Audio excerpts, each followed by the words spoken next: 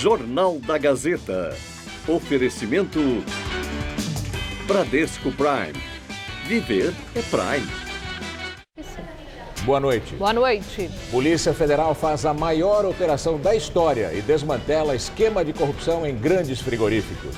A Operação Carne Fraca envolve a Friboi, Swift, Seara, Perdigão, Sadia, entre outras marcas conhecidas. Pelo menos 20 pessoas são presas acusadas de participar do esquema chefiado por funcionários do Ministério da Agricultura.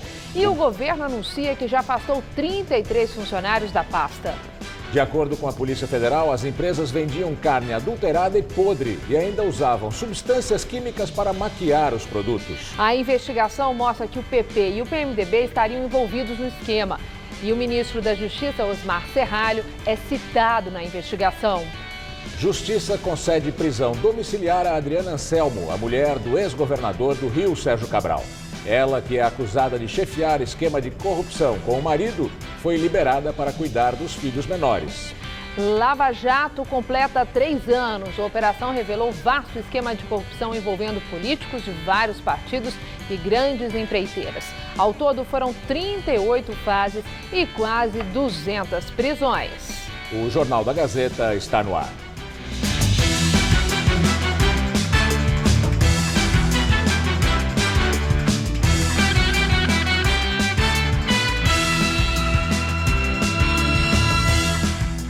A Polícia Militar de São Paulo trocou o comandante-geral. O coronel Ricardo Gambaroni foi substituído pelo coronel Nivaldo Restivo. Entre outros cargos, o novo comandante chefiou a rota e o 1º Batalhão da Tropa de Choque. Estivo está na PM há 35 anos. A troca do comando-geral da Polícia Militar foi realizada na Academia do Barro Branco, na Zona Norte. Nivaldo Restivo entrou para a PM em 1982, aos 16 anos de idade. Chefiou a rota antes de ser promovido a coronel. Já liderou o 1º Batalhão da Tropa de Choque, o Grupo de Ações Táticas Especiais, o GAT, e o COI, Comandos e Operações Especiais. Baseada na trajetória dele, a especulação é de que, a partir de agora, a Polícia Militar tenha mais ações consideradas como linha dura. Não é questão de linha dura ou não dura, é inteligência, é estratégia. O coronel Nivaldo Restivo é extremamente preparado. Nivaldo Restivo atuou na ação da PM durante o massacre da Casa de Detenção do Carandiru em 1992, quando 111 detentos foram assassinados. Ele foi denunciado por participar e acusado de não impedir que policiais militares sob seu comando praticassem atos de violência contra presos sobreviventes. O crime prescreveu antes do julgamento. Eu era tenente no 2º Batalhão de Choque da Polícia Militar, responsável pelo suprimento do material logístico da tropa que estava atuando. Eu não tinha tropa sob o meu comando, não participei de intervenção direta de qualquer natureza. Segundo a Secretaria de Segurança Pública do Estado, 11 policiais militares foram mortos em 2015 e 19 no ano passado. Já o número de pessoas mortas por PMs de folga ou em serviço, ainda segundo a Secretaria, é de 818, somando 2015 e 2016. Para o novo comando da Polícia Militar, o combate à letalidade continua sendo prioridade. A nossa função sempre será, como já está sendo, a preservação de vidas. A intervenção policial baseada na técnica, ela produz muito mais efeito de prisão do que propriamente de morte do infrator. São 284 infratores presos para cada um que se vê com enfrentamento policial e acaba sendo baleado. A substituição do então comandante da PM, o coronel Ricardo Gambaroni, deveria ocorrer em maio deste ano. Nos bastidores, especula-se que a antecipação teria sido motivada por insatisfação do governo com os números apresentados nos 2 anos de Gambaroni à frente do cargo. O coronel Gambaroni está saindo porque já no próximo mês ele teria que sair porque completa os 5 anos como coronel. Polícia Federal prende ao menos 20 funcionários públicos acusados de liberar venda ilegal de carnes. O esquema era chefiado por funcionários do Ministério da Agricultura. De acordo com a investigação, produtos químicos maquiavam o cheiro da carne vencida. Grandes empresas e pequenos frigoríficos foram alvos da operação. A operação envolveu 1.100 agentes da Polícia Federal e é considerada a maior já realizada até agora na história da instituição. 309 mandados judiciais foram cumpridos, sendo 38 deles de prisão. As ordens judiciais foram expedidas pelo juiz Marco Josegrey da Silva, da 14ª Vara da Justiça Federal de Curitiba, e foram cumpridas em 6 estados: São Paulo, Paraná, Santa Catarina, Rio Grande do Sul, Minas Gerais e Goiás, e no Distrito Federal. A investigação que resultou na Operação Carne Fraca já vinha sendo feita há quase 2 anos e aponta que frigoríficos exerciam influência direta no Ministério da Agricultura para escolher servidores que iriam fazer a fiscalização nas empresas, por meio de pagamento de vantagens indevidas.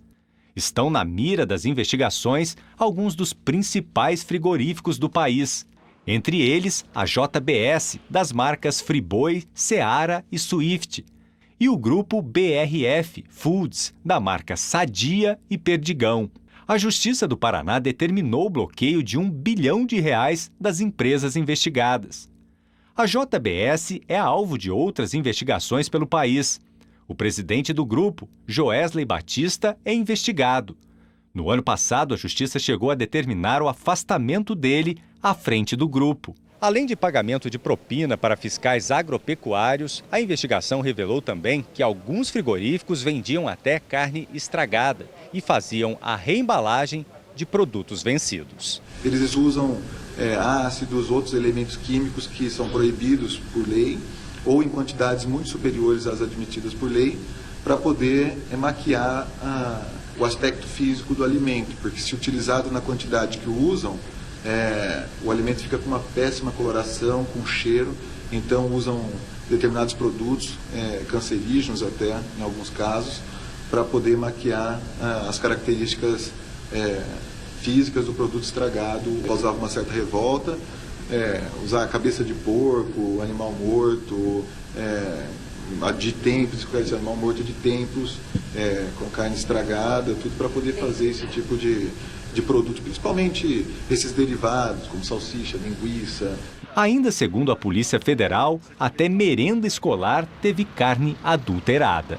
Inclusive, há uma dessas empresas investigadas que fornecia alimento, merenda escolar, para o estado do Paraná, que não havia composição de carne dentro da substância. Eles trocavam a carne por proteína de soja. Em nota, a JBS diz que atua em absoluto cumprimento de todas as normas regulatórias em relação à produção e à comercialização de alimentos. A BR Foods esclarece que possui rigorosos processos e controles e que não compactua com práticas ilícitas. Essa investigação revelou indícios de que o PP e o PMDB estão envolvidos no esquema. Segundo a Polícia Federal, os agentes públicos usavam seu poder de fiscalização para facilitar a fabricação de alimentos adulterados e emitiam certificados sanitários sem qualquer análise dos produtos. O delegado da Polícia Federal, Maurício Moscardi Grillo, um dos comandantes da Operação Carne Fraca, diz que há indícios claros de que parte do dinheiro da propina ia para partidos políticos, como o PP e o PMDB. A Polícia Federal afirma que não conseguiu descobrir ainda o tamanho da propina distribuída, mas acredita que era muito dinheiro. A gente não consegue nem detectar exatamente quanto de propina entrava. Dá para perceber que algumas pessoas, que eram as mais fortes no sentido da corrupção, recebiam um valor alto, né? Até pelo valor patrimonial que essas pessoas adquiriram ao longo da vida.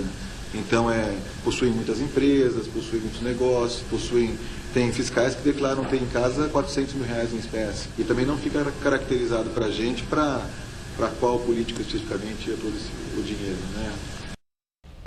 O PMDB informou que desconhece o teor da investigação e o PP não se manifestou. Entre os alvos da Operação Carne Fraca está o frigorífico Pecim Agroindustrial, que fica em Curitiba e é dono da marca Itali Alimentos. Segundo a Polícia Federal, o grupo é responsável por uma das fraudes mais graves detectadas pelos investigadores. Uma das provas coletadas pela polícia contra a Pecim é um diálogo entre Idair Antônio Pecim, dono do frigorífico, e a mulher e sócia dele, Nair Klein Pecim.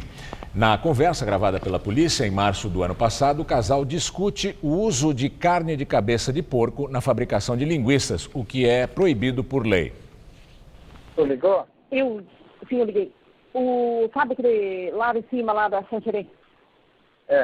Ele quer te mandar 2.000 quilos de carne de cabeça. Conhece carne de cabeça? Carne de cabeça de porco, eu sei o que é. Ele vendia 5, mas ele deixa 4,80 para você conhecer. Para fechar carga. Tá bom, mas vamos usar no quê? Não sei. Aí que vem a pergunta, né? Vamos usar na calabresa, mas aí é massa fina, A calabresa já está saturada de massa fina. É pura massa fina. Tá. Vamos botar no quê? Não pegar então.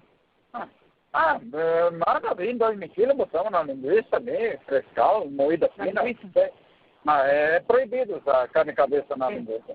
Tá, seria só 2.000 quilos para fechar carga. Pois na outra vez dá para pegar um pouco de toucinho.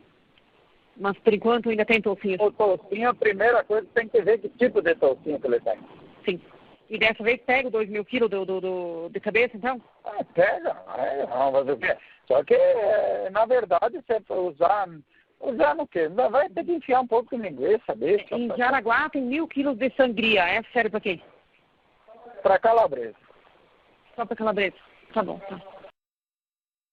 A produção do Jornal da Gazeta entrou em contato por telefone com a Pecim Agroindustrial. Os sócios Idair Antônio Pecim e Nair Klein Pecim não vão se pronunciar sobre as investigações. Osmar Serralho, do PMDB e hoje ministro da Justiça, é citado na investigação da Operação Carne Fraca. Serralho teve uma conversa interceptada pela Justiça. A ligação aconteceu em fevereiro do ano passado. Na época, ele era deputado federal pelo PMDB do Paraná. Na conversa, ele chama de grande chefe um dos líderes do suposto esquema, o ex-superintendente regional do Ministério da Agricultura, Pecuária e Abastecimento, Daniel Gonçalves Filho. Ele ligou para o fiscal para obter informações sobre o frigorífico Larissa, de Porã do Paraná, de propriedade de Paulo Rogério Espósito. O áudio da conversa não foi divulgado, apenas sua transcrição. Serralho comenta que o cara que está fiscalizando lá apavorou o Paulo lá. Disse que hoje vai fechar aquele frigorífico. Botou a boca, deixou o Paulo apavorado. E questionou Daniel Gonçalves Filho. Mas para fechar tem o rito, não tem? Sei lá, como que funciona um negócio desse? Segundo a Polícia Federal, Gonçalves Filho então entra em contato com a fiscal da área para obter informações sobre o tema. A servidora diz que não há nada de errado no frigorífico e o chefe repassa na sequência a informação a Serralho. Espósito foi candidato a deputado federal em São Paulo pelo PPS em 2010.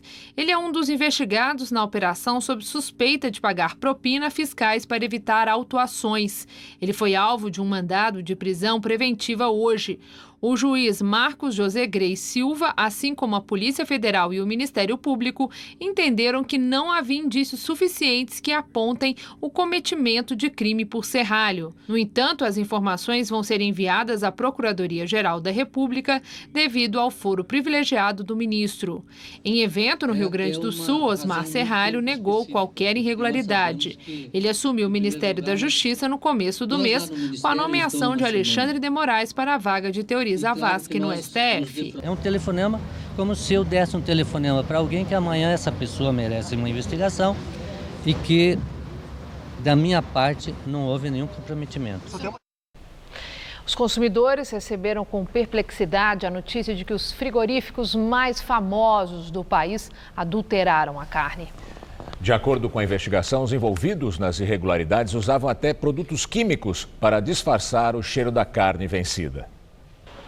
Para o consumidor, ainda atordoado, a notícia foi como um soco no estômago. A gente fica chocada, né? Porque a gente consome carne, frango todo dia e aí os nossos filhos também. E aí você olha isso, você não tem mais para onde fugir, onde que a gente vai comprar carne, né?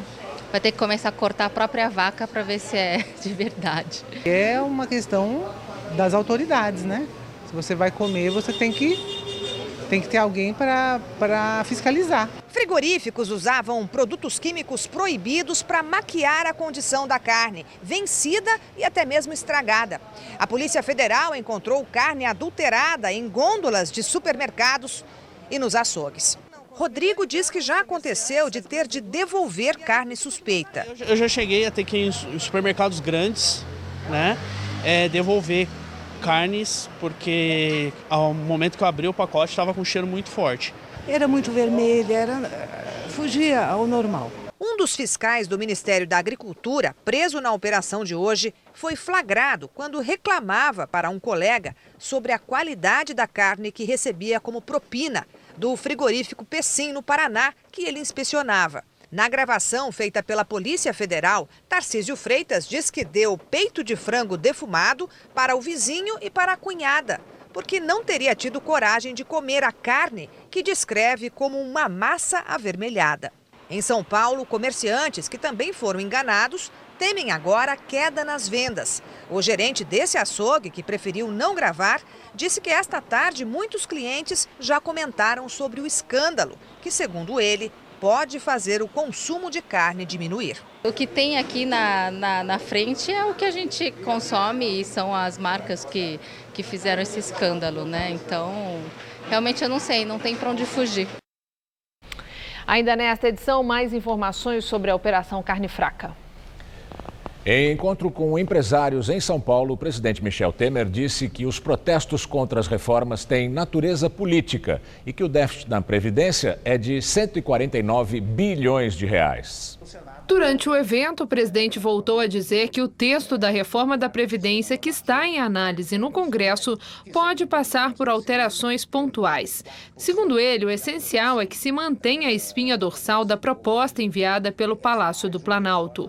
Um dos pontos mais criticados é a idade mínima de 65 anos para a aposentadoria de homens e mulheres e também os 49 anos de contribuição para o recebimento do teto.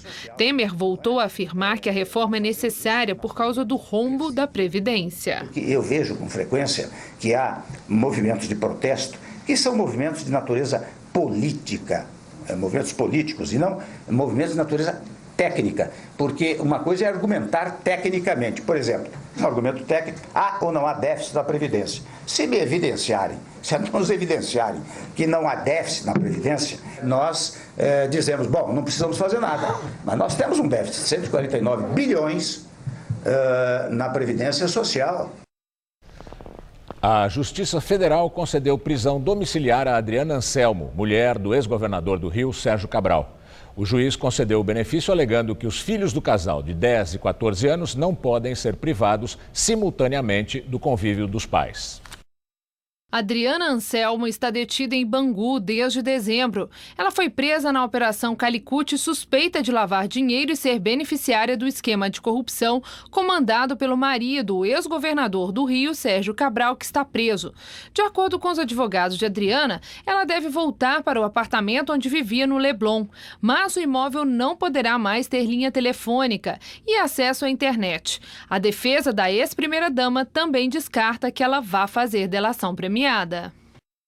Doleiro Alberto Youssef, um dos primeiros delatores da Lava Jato, passa para o regime aberto. Na decisão, o juiz Sérgio Moro determina que Youssef permaneça com a tornozeleira eletrônica por mais 2 anos. Ele também deverá ficar em casa das 10 da noite às 6 da manhã e nos fins de semana e feriados e não poderá deixar o país. Embora tenha sido condenado por crimes que somam 117 anos de cadeia, Youssef deixou a prisão graças a um acordo de delação premiada. Depois de cumprir 2 anos e 8 meses de prisão em Curitiba, Youssef se mudou para São Paulo, onde estava cumprindo pena em regime domiciliar fechado. A Operação Lava Jato completa 3 anos. Ao todo, foram 38 fases. Houve 198 prisões e mais de 10 bilhões de reais foram devolvidos aos cofres públicos. A maior operação de combate à corrupção e à lavagem de dinheiro do Brasil começou para investigar a atuação de doleiros. Assim, foi descoberto um vasto esquema de corrupção na Petrobras, envolvendo políticos de vários partidos e grandes empreiteiras. Atualmente, 23 pessoas estão presas. Entre elas, o deputado cassado Eduardo Cunha, o ex-governador do Rio de Janeiro, Sérgio Cabral, os 2 do PMDB, o ex-ministro da Casa Civil, José Dirceu, o ex-ministro da Fazenda e da Casa Civil, Antônio Palocci, do PT, e o ex-tesoureiro do partido, João Vacari Neto. O empresário Marcelo Odebrecht, o ex-diretor de serviços da Petrobras, Renato Duque, e o ex-presidente da OAS, Léo Pinheiro. Outras 24 pessoas que deixaram a cadeia continuam monitoradas por tornozeleira eletrônica. 89 pessoas já foram condenadas pelo juiz Sérgio Moro. 5 políticos com foro especial se tornaram réus no Supremo. As acusações, de modo geral, são corrupção ativa e passiva, lavagem de dinheiro, fraude à licitação e formação de cartel. As penas somam quase 1.400 anos de prisão. De acordo com o Ministério Público, 10 milhões e 100 milhões de reais foram devolvidos aos cofres públicos, sendo que outros 3 bilhões e 200 milhões de reais foram bloqueados por determinação da Justiça. São bens de pessoas investigadas.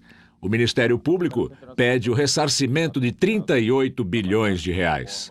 Para a recuperação do dinheiro foram feitos 155 acordos de delação premiada e 10 acordos de leniência.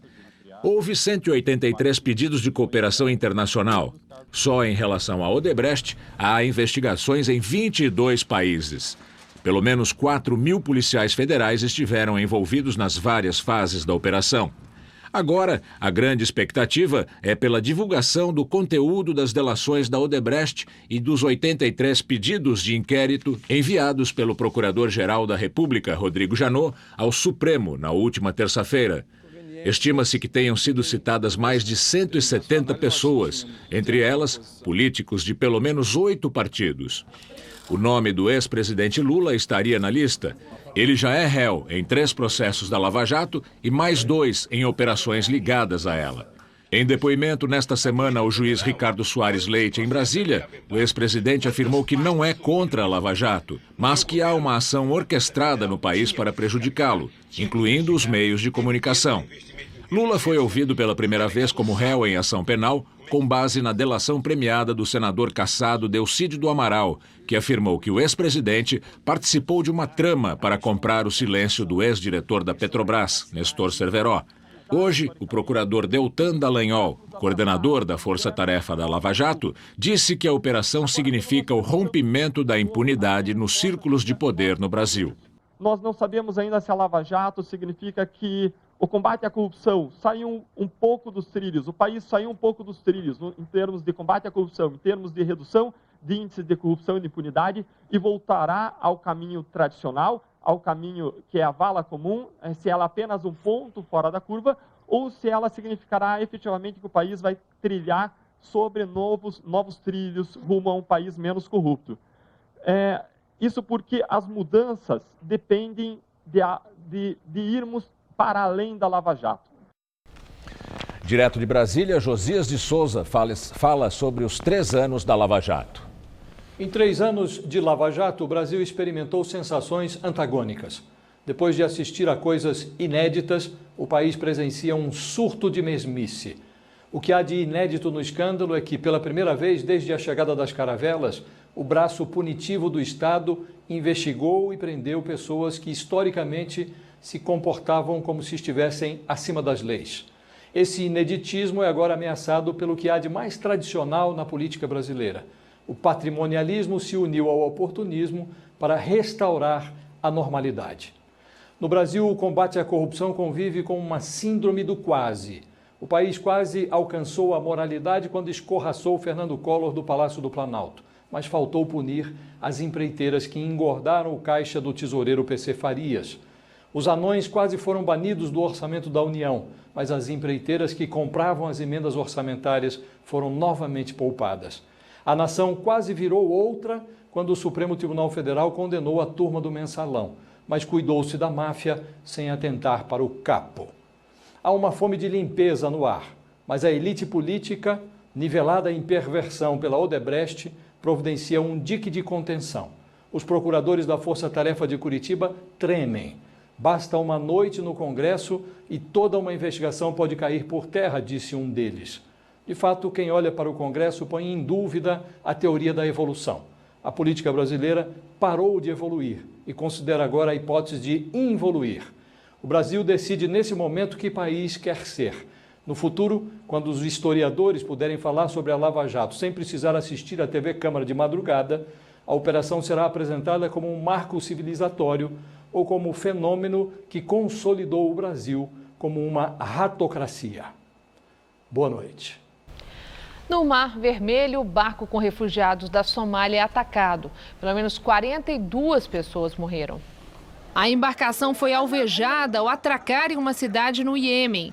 Corpos de mais de 40 somalis, entre eles algumas crianças, foram retirados e cerca de 80 pessoas sobreviveram aos tiros. Muitos estão em estado grave.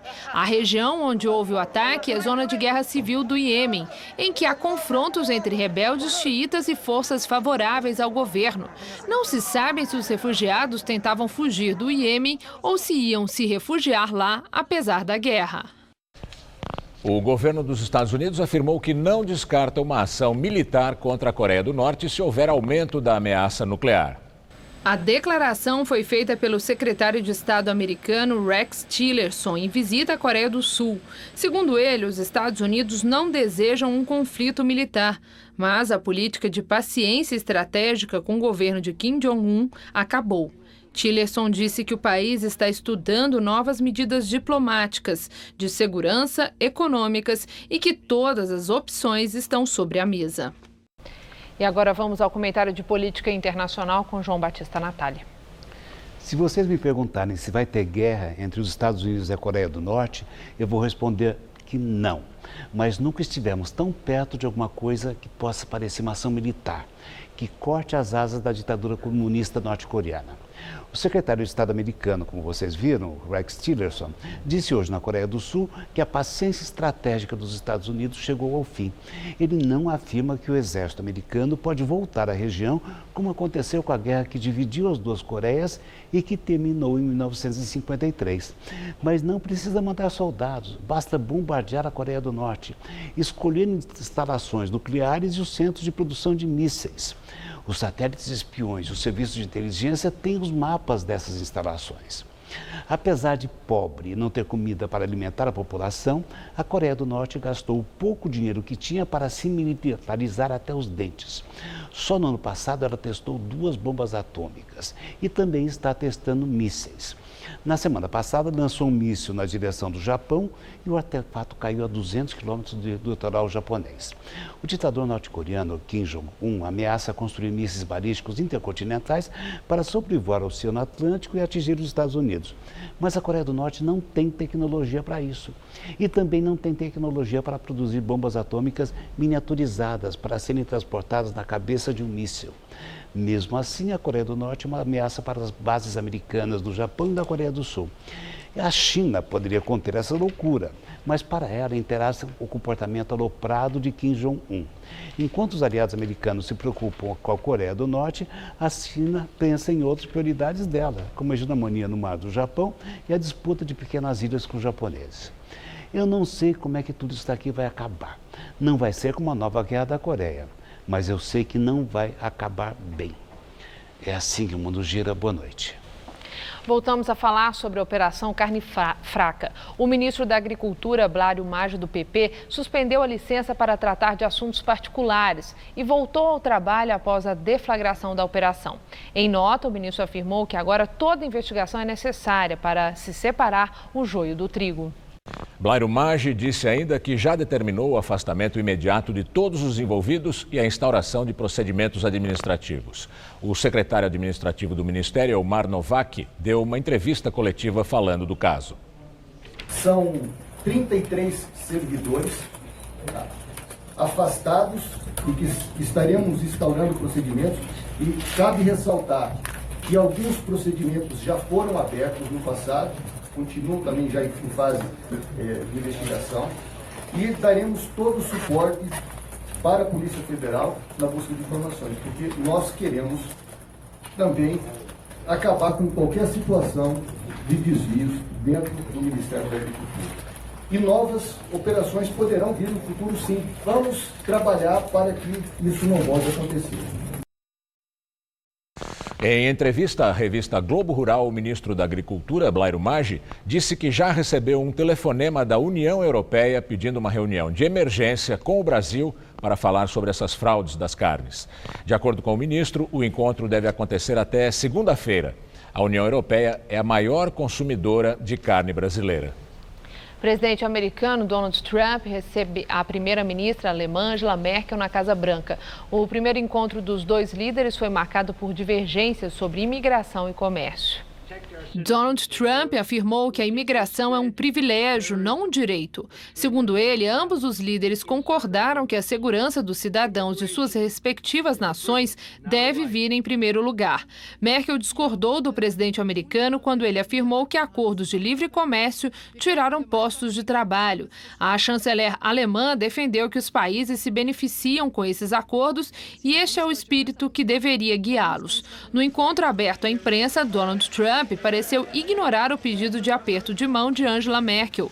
Cumprimentos são tradicionais na recepção de líderes internacionais no Salão Oval. Mas depois de dar a entrevista coletiva, eles voltaram a se cumprimentar. Você vai ver a seguir o futebol. Os gols da vitória do Santos na Libertadores. Se quiser dicas de Nova York, eu posso dar várias. Mas no Brasil, a minha dica é: tenha uma conta no Bradesco Prime, o meu banco. Porque lá eu tenho atendimento personalizado, consultoria de investimento e, é claro, serviços internacionais. Porque uma hora eu posso estar em um lugar. Logo depois, em outro. Bradesco Prime. Viver é Prime. A reforma da Previdência de Temer é uma tragédia. Penaliza o povo e retira direitos. Para ter aposentadoria integral, ele quer exigir de mulheres e homens 49 anos de contribuição e, no mínimo, 65 de idade. As mulheres da cidade do campo serão as mais prejudicadas. Vamos juntas impedir esta reforma e garantir um futuro justo e solidário para todas as gerações. PCdoB, o partido com a cara e a coragem do Brasil. Bota fora, veste casa. Detonamos os preços. Não perca. Se você quer vestir a sua casa pagando muito pouco, vem pro Bota Fora Veste Casa. Gente, tem de tudo e o preço é de arrasar. Mas vem logo, hein, porque estão levando tudo. Corre, é só até amanhã. Toalha de banho Veste Casa ou Deca por apenas R$ 9,99 cada. Lençol 170 fios a partir de R$ 9,99 cada. Travesseiro 170 fios por apenas R$ 9,99 cada. Bota Fora Veste Casa. Só amanhã na Veste Casa. No Ministério da Indústria, Comércio Exterior e Serviços, conseguimos recuperar a confiança dos empresários e estamos trabalhando para atrair novos investimentos internacionais.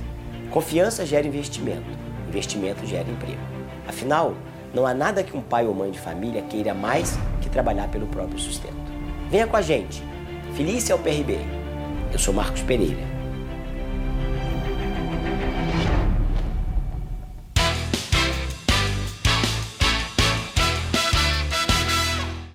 Muita gente está decepcionada e não quer nem ouvir falar em política. Mas veja só, o trabalho, a saúde, a educação, a aposentadoria, tudo isso depende das decisões políticas adotadas no país. E é atuando politicamente que podemos melhorar a vida das pessoas. Se a gente não participar dessas decisões, outras pessoas vão decidir por nós. E aí não adianta reclamar. Partido Verde, um partido necessário. Bom te ver no Gazeta Esportiva. Um presidente ilegítimo, sem votos, quer roubar o seu futuro. Nós do PCdoB lutamos para restabelecer a democracia com a soberania do voto popular. Só assim será possível virar essa página, retomar nosso caminho para o futuro, com igualdade, solidariedade e justiça social. PCdoB, o partido com a cara e a coragem do Brasil.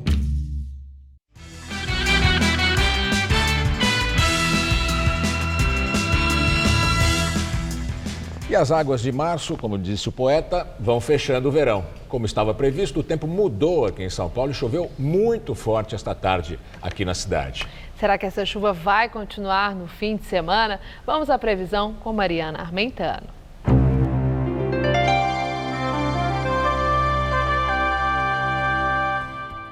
A chuva vai continuar sim e há risco de temporais amanhã aqui em São Paulo.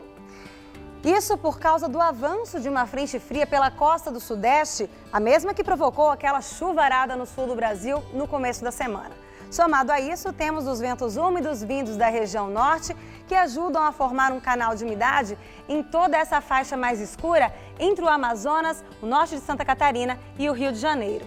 O tempo só vai ficar firme e ensolarado mesmo em parte do sul, no leste da região centro-oeste e entre o norte de Alagoas e o interior do Ceará. Vamos ver aqui algumas temperaturas?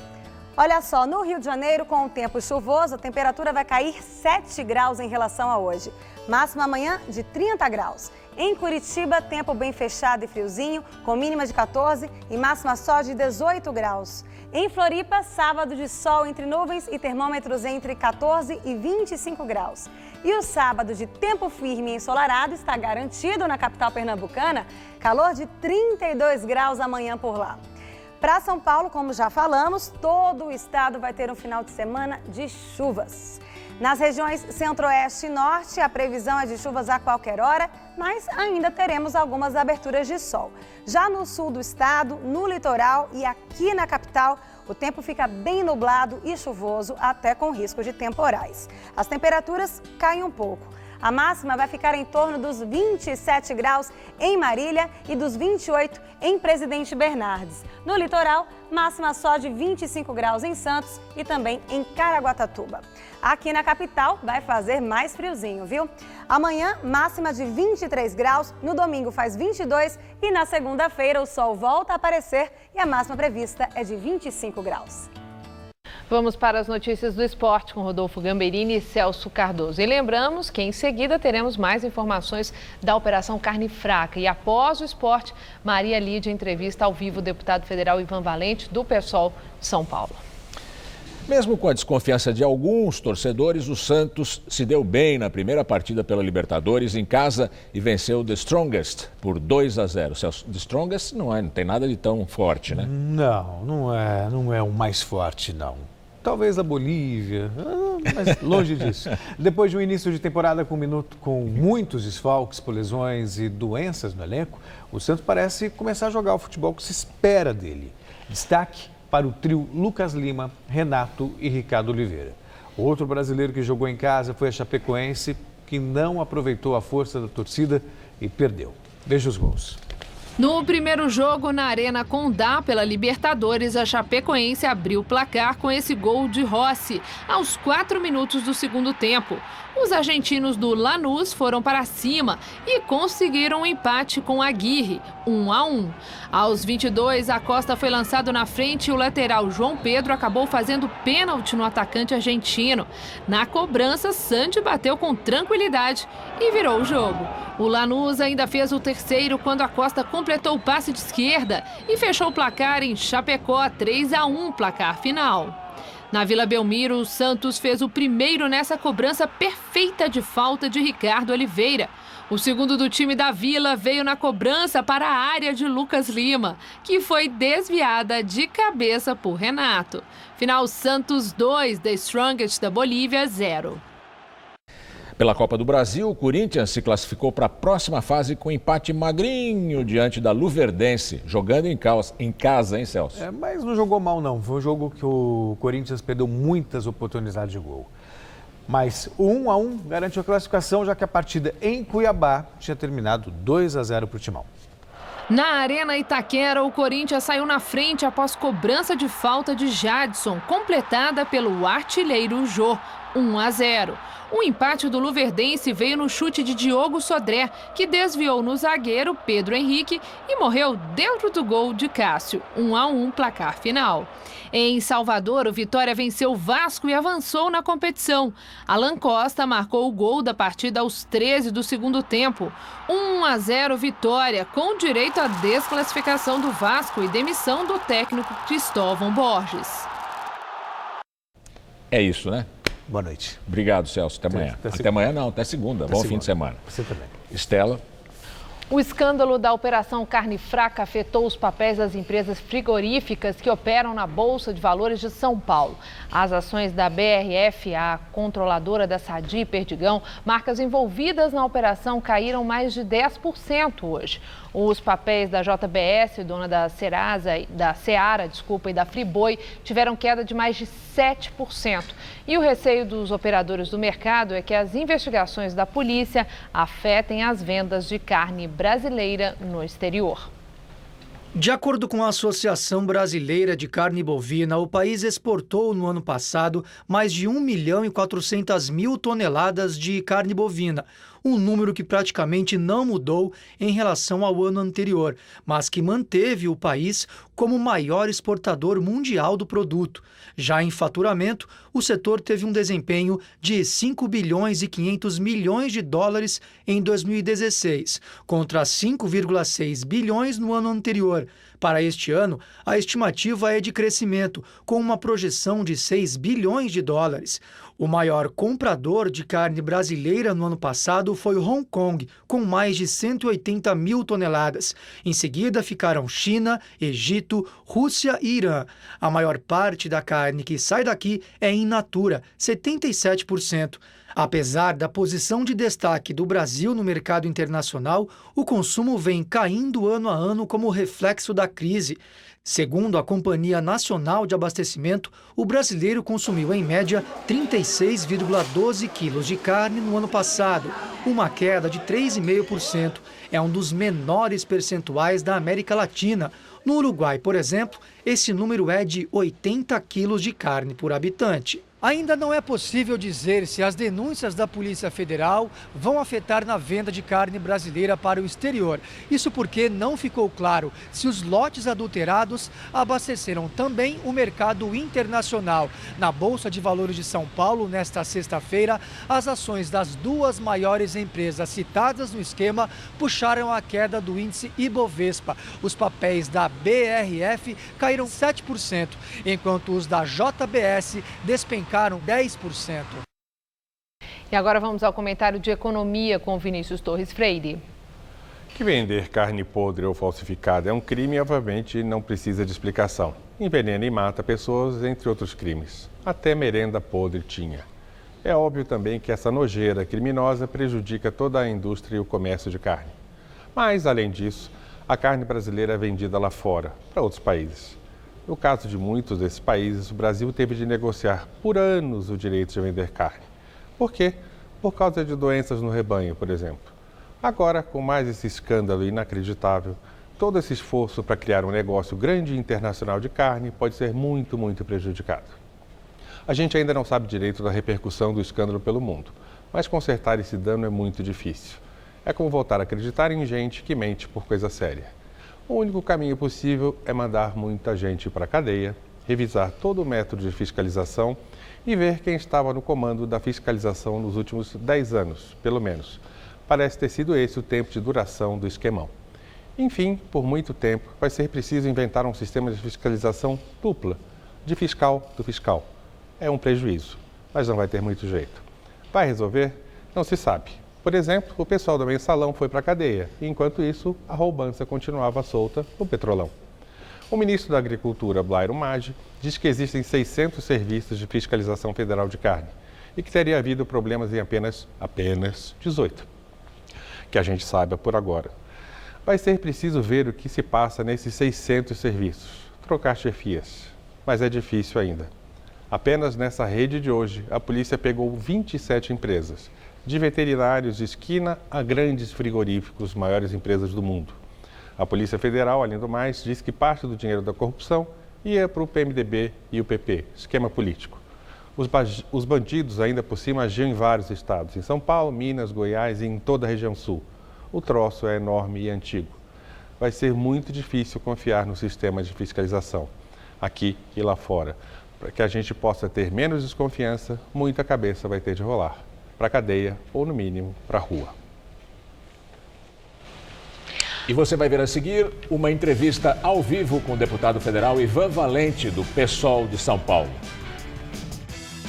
Muita gente admira o papel das mulheres no PCdoB. Nossa presidenta nacional é a deputada Luciana Santos. 30% dos cargos têm que ser ocupados por mulheres. Temos uma Secretaria Nacional da Mulher que nos forma para a luta. Vamos falar a verdade, a mulher tem uma coragem especial para lutar. Eu sou teimosa, eu sou valente, eu sou guerreira, eu sigo em frente.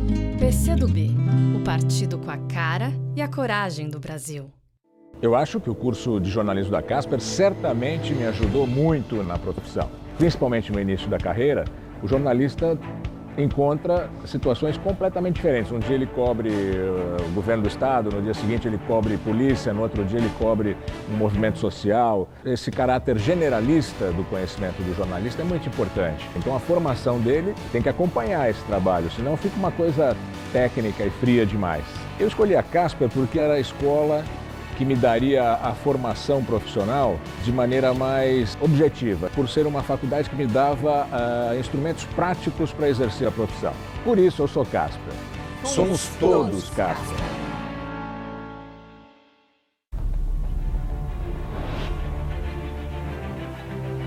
A crise econômica que vive o país tem obrigado os prefeitos e vereadores a cortarem gastos desnecessários e elegerem prioridades. A população está atenta a isso e quer resultados práticos. O PRB acredita que o tempo da velha política ficou para trás.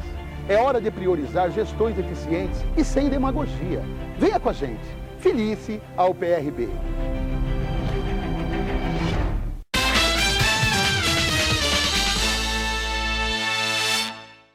Ando muito preocupado com a tentativa em desqualificar a política. A negação da política pode beneficiar aventureiros sem compromisso com a democracia. O Brasil conhece essa história e não quer retrocesso. Escolha sempre quem combate a caretice, luta pelo bem-estar das pessoas e sabe que o meio ambiente não pode esperar. Partido Verde, um partido necessário.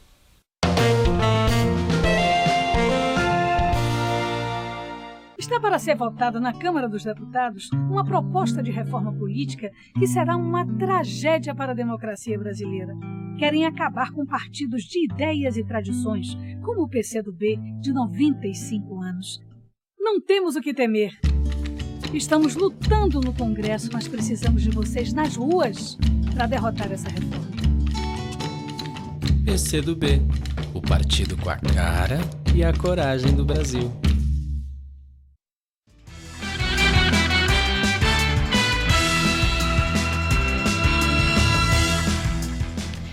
Na entrevista do dia com Maria Lídia Flandoli, o debate sobre a anistia para doações de Caixa 2 para políticos.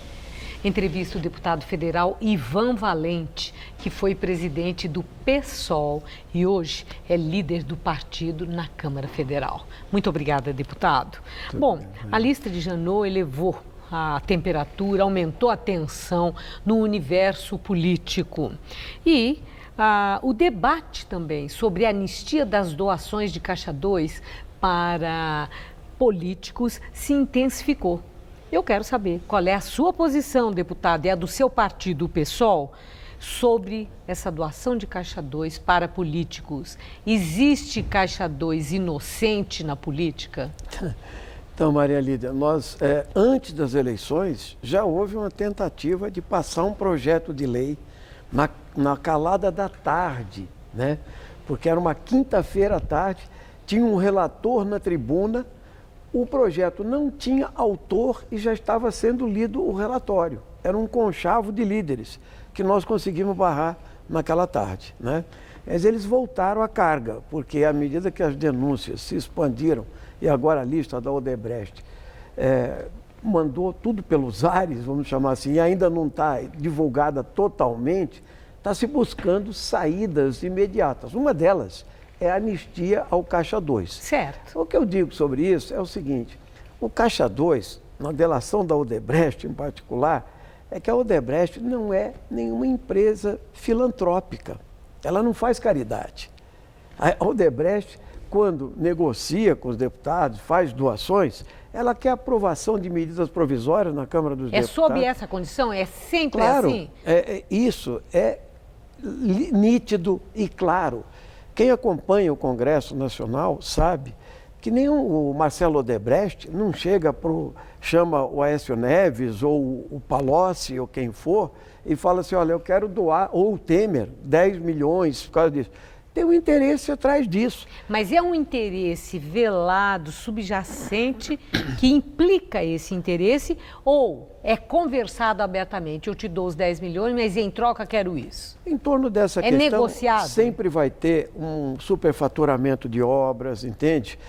Uma compra combinada, entende? Uma votação no Congresso Nacional para ampla distribuição, para passar uma medida provisória e etc. O que eles querem fazer no momento é confundir aquilo que não foi declarado. Por exemplo, um cidadão que doou e não quer que o nome dele apareça, de R$500, entende? Isso também pode ser chamado de Caixa 2. Nós estamos falando aqui de Caixa 2 empresarial. Nós estamos falando aqui de doações milionárias, entende? De bilhões. E vocês, no pessoal, são a favor dessas doações de Caixa 2 para campanhas de políticos? Não, o pessoal, inclusive, não usa o dinheiro de empresas. Essa é uma das características nossas. Nós entendemos que atrás disso sempre pode haver compromissos. Então, da nossa parte, e a grande maioria, a esmagadora maioria dos parlamentares, candidatos do PSOL, não recebem dinheiro de empresas, apenas doações individuais. E isso já cria uma relação diferente. Quer dizer, o senhor está excluindo, então, o pessoal? Não tem gente nervosa no pessoal com medo dessas delações da Odebrecht? Olha, que eu saiba, está todo mundo tranquilo no pessoal. O senhor está tranquilo? Eu estou tranquilo, absolutamente tranquilo. E nós fazemos campanha com poucos recursos, entende? Com doações de pessoas que são ou profissionais liberais, ou amigos, ou eu mesmo, ou familiares. E nós fazemos campanha na rua, nós fazemos campanha olho no olho do eleitor, distribuindo material. Então, não há troca, não há apoio de prefeitos aqui. Tem nome do pessoal que apareceu na lista do Janot, em alguma delação premiada? Eu pergunto porque eu confesso que eu não me lembro de ter visto. Não apareceu. Não aparece porque é o seguinte, o partido tem uma conduta política, né, que é procurar combater o financiamento empresarial de campanha, que é o que nós fizemos esses anos todos aí. É claro que nós não podemos responder por um ou outro candidato lá no confins do Brasil. Eu estou falando que o PSOL, como partido, seus principais dirigentes, seus principais candidatos, procuram normatizar uma atuação nessa direção. Por isso é tão difícil fazer campanha pelo PSOL. Deputado, para encerrar, qual é a saída legal e ética para o financiamento de campanha? Olha, a primeira coisa é o seguinte, depois de todas essas delações, depois dessa crise toda, o financiamento empresarial de campanha não voltará. Até os partidos de direita, os partidos que sempre foram financiados, já entendem que não haverá mais esse financiamento empresarial. O Jucá já está com um projeto lá de um financiamento misto. Certamente, mas que entra a empresa, o Jucá também quer participar de uma chamada lista fechada. Eles que sempre foram contra isso, agora a lista fechada e o Caixa 2 são instrumentos de proteção, ou seja, colocar no topo da lista todos os que estão perseguidos, que estão aí denunciados, que estão podendo perder o mandato, para encabeçar a lista partidária. Quando a discussão de lista partidária é uma discussão programática, ideológica, para fortalecer o sistema partidário. Agora ele veio por conveniência. Estão tentando articular uma reforma política, aí sim, entende? Que nós somos radicalmente contra, né, a cláusula de barreira, porque eles querem eliminar exatamente partidos ideológicos e programáticos. Vamos falar da reforma política oportunamente, a hora que ela entrar também no rol de todas as reformas que estão em andamento. Muito obrigada, deputado. Uma boa noite. Eu agradeço, Mariane. Gamberini. O Jornal da Gazeta termina aqui. A edição de hoje pode ser vista no site do Jornal da Gazeta. Mais notícias em nossa edição das 10. Uma boa noite, ótimo fim de semana. Bom fim de semana e até segunda.